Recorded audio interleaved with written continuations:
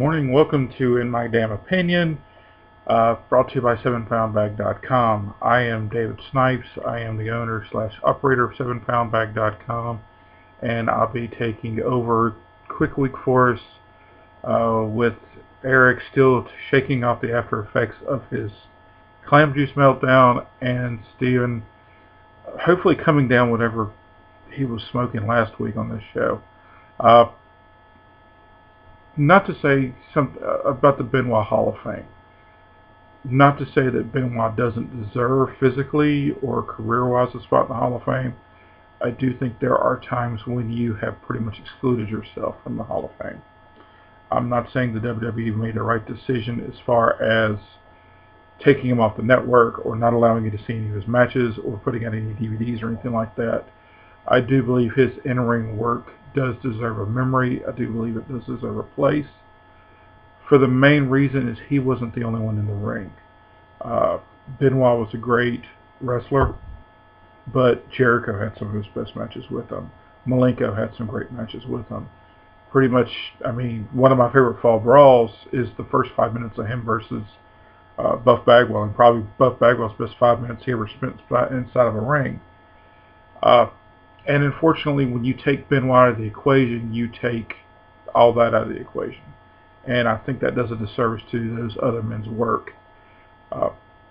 Again, I do think that Benoit's worthy of being into it, but I think the circumstances around his death, I don't believe the Hall of Fame is the right place to do that. The Hall of Fame is a celebration of an athlete's performance, of their career, of their life that they gave to professional wrestling. And I just don't think Benoit deserves to be up there. I would hate for somebody to have to either introduce him or follow up on that.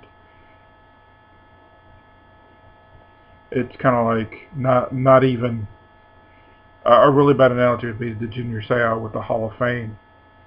You wouldn't want to be the guy after that. You wouldn't even want the guy that went through all the training, all the weight lifts, all the games, all the practice, all this, all that, and then have everybody thinking nothing about but the person before you when you went up there to get your moment in the sun. And unfortunately, whenever Benoit goes into if for some reason it happened, Benoit would take over the entire weekend just like that. Everybody else would be forgotten. It would be like going into the same Hall of Fame class, with Vince McMahon or Hulk Hogan. Yeah, they were great and they were one of the all-times, but they're going to overshadow everything you did. Benoit, I don't think ever deserves to be in the Hall of Fame. I understand, it's a sickness. I understand all this, that, and the other. But in my opinion, no, there's still no excuse. I'm sorry. There's still something wrong with you when you think that's a viable alternative to whatever's going wrong with you. Sorry, I just don't have much sympathy for you. I have my sympathy for Nancy, and I have my sympathy for his son. That's as far as I go. I don't believe Benoit will ever see the inside of the Hall of Fame outside of being on somebody else's clip tape. And I think that's where he deserves to remain.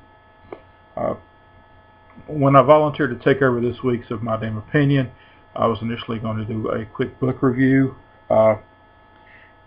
because I did relate a story to Steve about when Chris Benoit knocked on the door of the Dynamite Kid's hotel room and said, "I'm going to be just like you." And, Dynamite Kid kind of knew that there was something in that kid, and that kid was Chris Benoit. Kind of funny.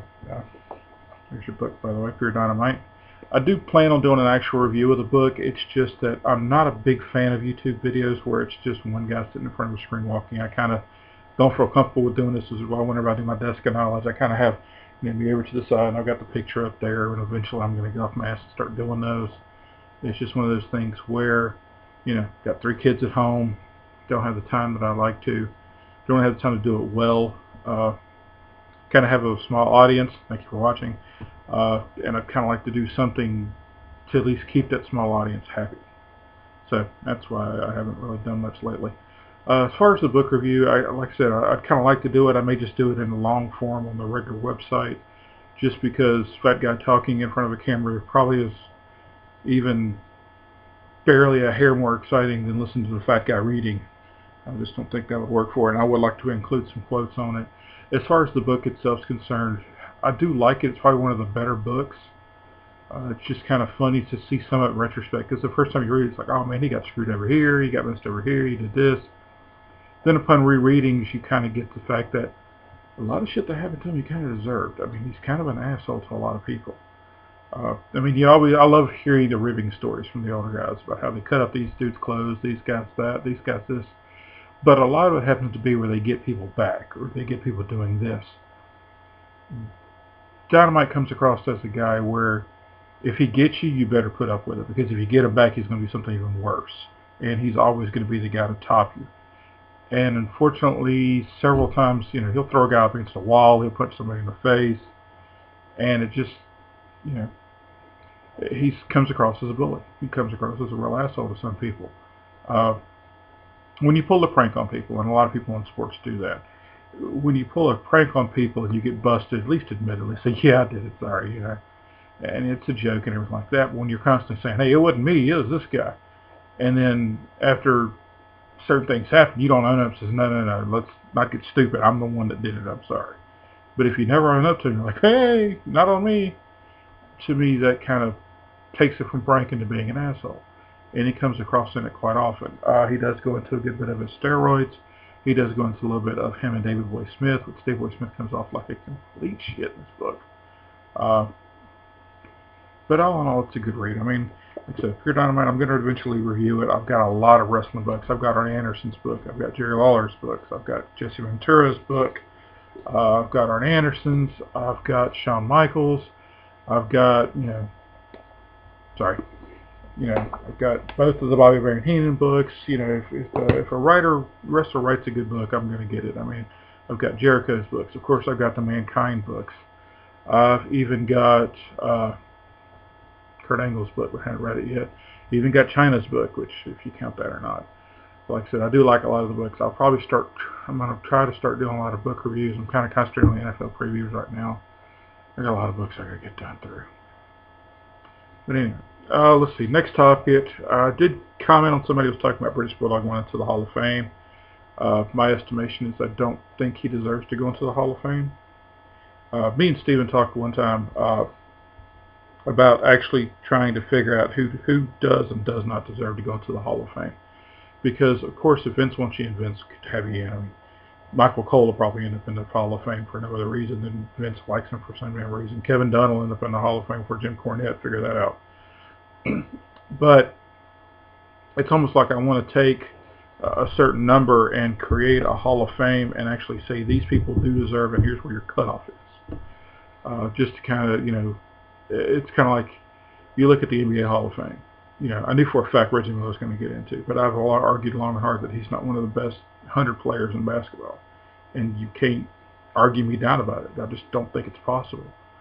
But I knew he was going to go to the Hall of Fame because he was popular, because he has decent stats. Because scoring 19 points a game is really impressive for some reason when you can do it at Madison Square Garden. I'm still stunned Hubert Davis hasn't made it yet. But anyway, I digress. But my measurement for the Hall of Fame is, are you better than Reggie Miller? Which kind of opens the window for a lot of people. It's like in the NFL Hall of Fame, are you better than Joe Namath? Opens the door for a lot of people.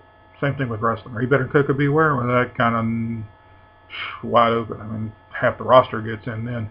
Are you better than Johnny Rhodes? Okay, 3/4 of the roster goes in, and et cetera and so forth. I mean, I do think people like the Sheepherders deserve to get in because they were awesome. Not so much for the book records work, but if you watch the work as a sheepherder, they kind of deserve to go in. But it kind of brought down, if you're going to put one of them in as a single, you put Dynamite Kid in. Because if you look at his work in Japan, you look at his work in Stampede, I mean, he was a far better in-ring performer than the British Bulldog was, and I think he outdrew him pretty much anywhere, even including the WCW run, if you add that to Dave Boy Smith's thing. And it's brought up, Dave Boy Smith, highlighted SummerSlam against Bret Hart. Dynamite Kid never did that. And I'm like, yeah, but King Kong Bundy headlined WrestleMania 2. You putting him in the Hall of Fame? King Kong Bundy's personal favorite of mine, but it's like, that kind of doesn't really make you a Hall of Famer by saying, hey, you've main evented the third biggest show of the year. Freaking deal. I mean, Bam Bam Bigelow main evented SummerSlam. Survivor Series, for crying out loud. I mean, hell, it was Lawrence Taylor. Well, never mind. I think, King Kong Bundy were highlighted, main event of WrestleMania 2, and that was a big much more big deal than SummerSlam in Wembley Stadium in England. Ooh, a hometown guy headlined. And yeah, it drew, but pretty much at that point in wrestling, I probably could have main evented it and been fine. I mean, it's kind of like, ooh, big freaking deal. Dynamite Kid still was a better performer. He's a better innovator. First got to do a top rope superplex. One of the few guys that would actually take the bump where you would reverse and do it out on the floor, which I don't even think I've ever seen Mick Foley do that. But that kind of makes it, I mean, to me, Dynamite Kid was a much better performer. Now, I don't participate a lot in the wrestling roundtables just because I don't watch a lot of the current product. It's just not as interesting to me as it used to be. I do watch Impact on occasion, whenever I can find it on Destination America when I'm sitting up, knocking my infant to sleep.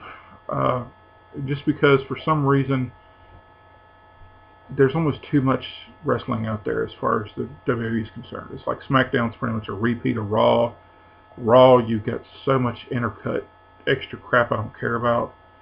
It's kind of like, I always liked wrestling when I was growing up in the 80s, where you had the superstars. It was like you had a match, they talked, match, they talked, match, they talked. And you didn't constantly have stuff dominated by the storylines. It's like you had your main event scene and everything circling around it. You had your U.S. title scene and everything circling around that. You had the TV title scene, and everything circled around that. You had tag teams that circle around that. Whereas nowadays, Cena wants the U.S. title, he's got it. He wants the world title fight, he's got it. He wants a tag team championship title fight, he's got it. Find anybody you want, it doesn't matter. And same thing with Triple H. I mean, the Big Show to a certain extent. I mean, there's a half dozen wrestlers, and they can pretty much float from title to title. It doesn't matter.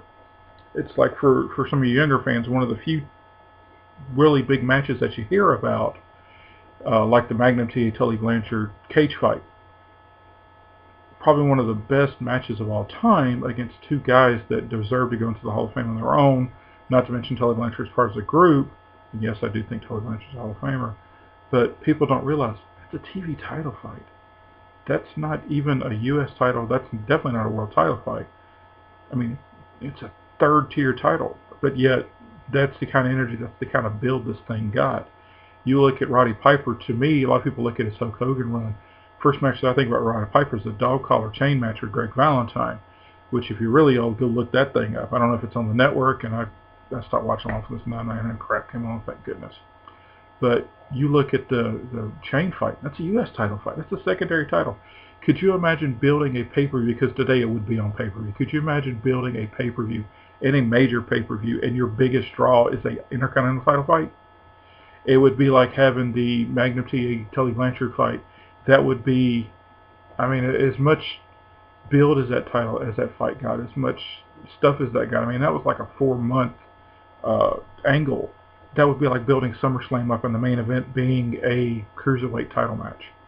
I mean, be unheard of today. I mean, and nobody, I mean, I couldn't even tell you off the top of my head what the world title fight was that match, because nobody cared. All they cared about was Tully Blanchard and Magnum TA. When that thing was done, everybody could go home. And you just don't get that today, because the titles are not only meaningless, but they're interchangeable. I mean, who cares who has this title? Who cares who has that title? And I've got a big problem with that. And that's something that I have a problem with TNA with as well lately, because they're bringing this global force and everybody's got a title. And it's kind of ridiculous. And for people like me that actually cares about a different angle, one thing I do like about TNA is that every single person seems like they got their own angle around them.